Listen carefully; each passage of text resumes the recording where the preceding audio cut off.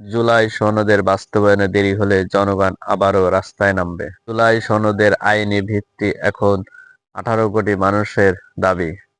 বাংলাদেশের মানুষ জুলাই সনদের বাস্তবায়ন দেখতে এখন আগ্রহী হয়ে উঠেছে এবং মানুষের প্রাণের দাবি এবং সকল জনগণই চাচ্ছে এখন জুলাই সনদ বাস্তবায়ন হোক এবং সেটি আগামী নির্বাচনের আগেই সেটা আইনি ভিত্তির উপর নির্ভর করে অধ্যাদেশ জারি করে হোক, প্রয়োজনে গণভোটের মাধ্যমে হোক, জুলাই সনদ বাস্তবায়ন করতেই হবে এবং সেটি আগামী নির্বাচনের আগেই করতে হবে, অন্যথায় নয়। নির্বাচনের পরে জুলাই সনদের বাস্তবায়ন কখনোই সম্ভব হবে না বলে ধারণা করেছেন বাংলাদেশ জামাতে ইসলামের সহকারী সেক্রেটারি।